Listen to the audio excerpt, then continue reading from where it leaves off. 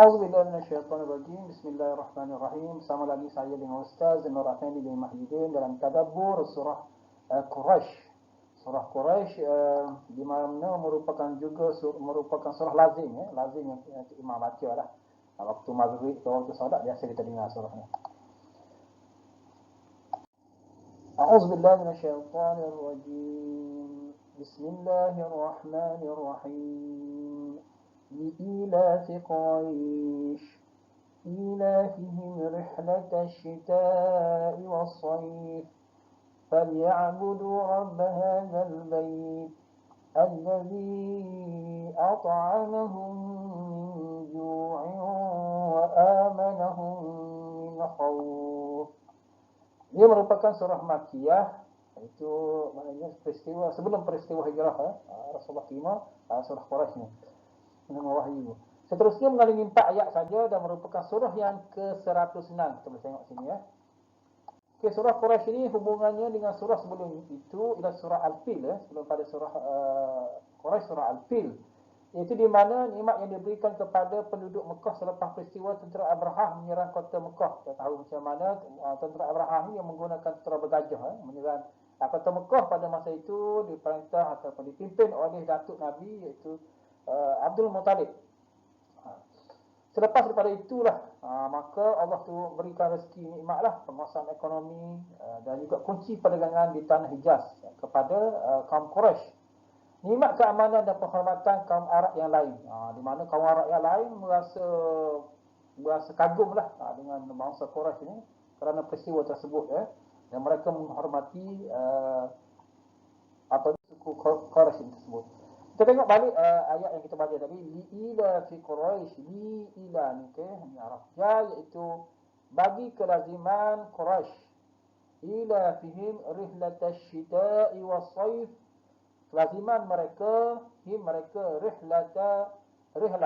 Ini jadi bahasa Melayu dah rihlah Arab. Rihlatash shita pada musim sejuk dan musim panas. Di mana kita tengok sini peta mudah ni. Tadabbur ni saya ni mudah nampak lah kepada pengunjung-pengunjung tengok. Rasulullah dilahirkan di Mekah, tengok di sini.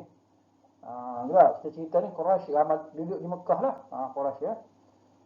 Okey, jadi Quraisy ni pada waktu ni pada waktu musim sejuk, asyita musim sejuk, maka dia kalau pergi di Syam tak boleh dah tunggu salji ni sejuk.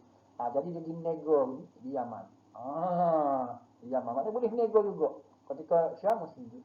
Okey, bila pula musim di Yaman ni musim panas ataupun di Syam ni dah musim kita kata musim panas, dah sesuai untuk perniagaan, maka orang Mekah ni dia kepada pasir lah, musim panas lah. Maka dia akan pergi ke Syam pula. Musim panas dia pergi, bila musim sejuk dia pergi ke Yaman, sebab Syam musim sejuk. Lepas tu bila musim panas, maka dia pergi ke Syam. Maknanya dua tempat ni boleh nego berlaku. Jadi di sini ya. Jadi perjalanan kaum Quraisy ni seperti yang kita tahu tadi, selamat Sebab apa? Sebab orang Arab dah jadi hormat dia kepada kaum Quraisy ni. Peristiwa tadi lah peristiwa Al-Fil tu. Yang burung ababil tu yang kita baca surah Al-Fil. Jadi bila perjalanan mereka sini, mereka kalau biasa zaman dulu kita tahu lanung tak? Macam kita baca di Selat Melaka, tak ada lanung. Orang lanung lanung dia ropok lah, tak kira kapal ke apa dia. Jadi perjalanan gitu jadi susah. Terpaksa kena rompok dia berhati-hati. Tapi bila kaum Quraisy pergi, orang tak resik dia. Sebab orang hormat ke dia. Jadi niaga dia banyak laku dah, selamat lah. Siapa yang bagi tu? Keamanan. Allah Subhanahu Wa Taala berikan kepada kaum Quraisy. Ada pun kaum lain, kita kata berdebar buruk dah. Nak pergi niaga ke Yaman, nak pergi ke Syam, ke mana-mana lah. Berdebar buruk sebab apa? Mereka tidak dihormati. Tapi kaum Quraisy Allah beri. Penduduk Arab di sekitar ni, Hijaz ni, Syam. Syam ni, negeri Syam ni dah negeri pada zaman sekarang tak, dia Damaskus ni Syria lah. Syria, Syam. Palestin sendiri yang dekat Al-Quds sini dekat Palestin sendiri. Lebanon sebelah dia. Syria, Jordan, semua dikatakan 4 negeri ni dikenali sebagai Syam. Negeri Syam Yaman lah. Okey, perkataan-perkataan yang kita ingat ni rihlah telah digunakan dalam bahasa Melayu musim sejuk, asyita'i, dan juga musim panas as-sayf. Okey, seterusnya kita berkenalan pula. Kita nak tahu pula apa itu Quraisy. Quraisy ni nama siapa tak? Quraisy ini sebenarnya ialah nama keturunan Rasulullah. Kita ambil sini ya, tengok sini tak. Kalau tengok gini pening, lepas ni kita akan tengok gambar aja. Itu Rasulullah SAW, Nabi Muhammad bin Abdullah ayah dia, Abdul Muttalib, tok dia yang peristiwa Alfiyah tu. Bergajah tu dia lah yang berdoa kepada Allah. Kata ayah dia nama Hashim bin Abdul Manaf bin Qusay bin Kilab bin Murrah bin Ka'ab bin Luay bin Ghalib bin Quraisy. Quraisy ni nama dia ialah Fiq sebenarnya. Dia ni lah daripada keturunan ni lah. Dikenali sebagai anak-anak cucu dia tu lah. Dikenali sebagai Quraisy. Quraisy. Dan kita tahu bahawa Quraisy ni, keturunan Nabi ni berasal daripada Nabi Allah Ismail lah. Nabi Allah Ismail, iaitu anak kepada Nabi Allah Ibrahim. Dan Nabi Ibrahim ni dihormati oleh semua agama. Bukan Islam saja. Orang Yahudi kata, orang Yahudi dia hormatkan Nabi Ibrahim. Dia kata Nabi melalui Nabi Ibrahim ni keturunan dia saja diakui.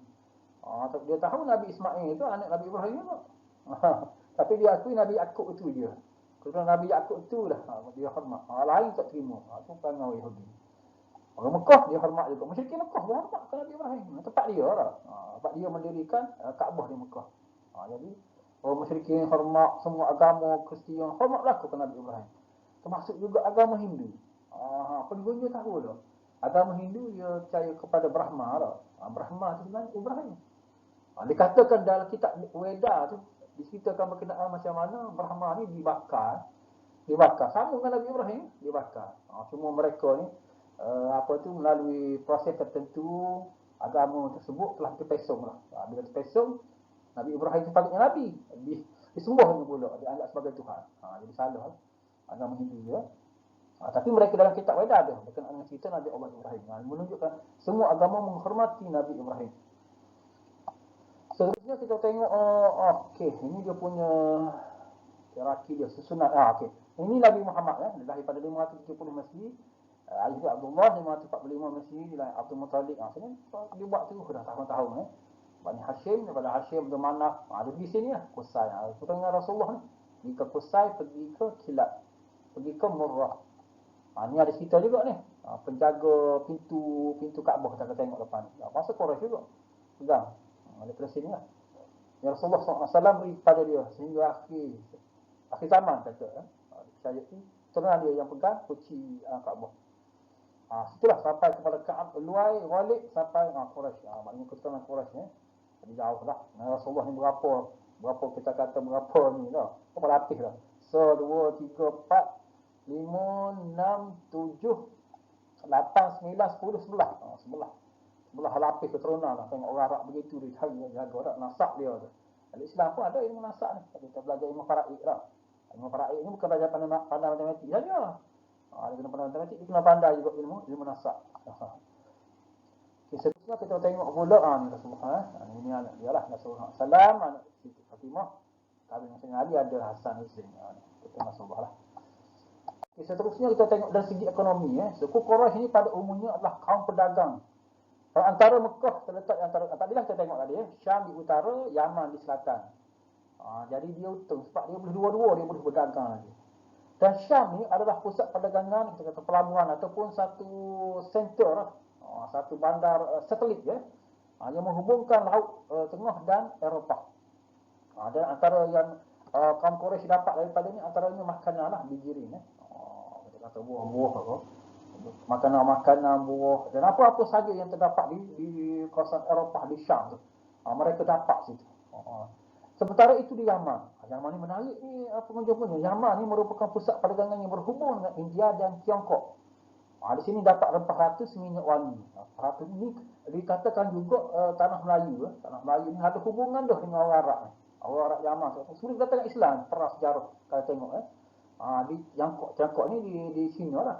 Sama di China. Tapi di Langkah Sukar sendiri diceritakan telah berhubung dah dengan orang Arab. Maknanya ada hubungan dah dengan orang Arab sebelum daripada kedatangan Islam lagi. Termasuk daripada India lah. Bermakna di sini ketika musim panas Quraisy pergi ke Syam dan musim dingin mereka berdagang ke Yaman. Betul kita boleh tengok apa? Perjalanan dia lah. Betul tadi kita tengok. Beginilah peta dunia lah. Di Mekah sini mereka pergi ke orang Quraisy pergi ke Yaman. Di sini ada pelabuhan dia lah. Pelabuhan ni lah kapal-kapal dulu. Dulu beruk kalau tempat jauh kapal lah, mana ada kapal terbang. Jadi mereka bersinggah di tepi-tepi pantai, di pesisir yang laut. Di pesisir yang laut. Kalau ada kapal kalau yang maju tu ni. Biasa kalau peringkat awal kapal mereka bergerak di tepi lah, di pesisir laut je. Kalau hak gini macam ni peta Cengho ni. Di kapal besar di sini lah. Sebelum kedatangan sebelum Prague kita kata Islam ni, dia masih lagi dalam tahun 500 Masihi macam tu, mereka guna pesisiran pantai gini je lah. Sehingga sampai kepada kita di tanah Melayu sini. Kita kata langkah suka dulu dah. Dikatakan orang tanah Melayu dulu agama Hindu, dikata begitu lah. Termasuk orang Indonesia pun. Ada lagi kesan-kesan di Pulau Bali agama Hindu. Di sini. Maknanya susahnya orang Islam ni, sahabat-sahabat Rasulullah macam mana, sampai tahun berapa mereka boleh sebarkan Islam ni. Maknanya Islam ni kena sebar sikit-sikit lah. Siapa kepada kita lah. Dengan keadaan yang sangat terhad pada zaman dulu. Bermakna pendakwah-pendakwah pada zaman dulu, mereka sangat istiqamah. Istiqamah. Jadi betul dah Allah bagi kepada bangsa Quraisy ni. Bangsa Quraisy ni dia bermusafir, dia berhijrah, dia berdagang, dia tidak statik duduk di tempat tu. Sebab tu dia boleh sebarkan Islam dengan mudah. Dia bergerak. Tengok sahabat-sahabat Nabi pun ramai yang mati di Syam apa semua. Sampai dikatakan di China pun ada mati. Di Iraq apa semua, di Mesir ramai sahabat-sahabat Nabi, di Palestin ramai. Mereka ni bangsa yang kita kata agresif, yang aktif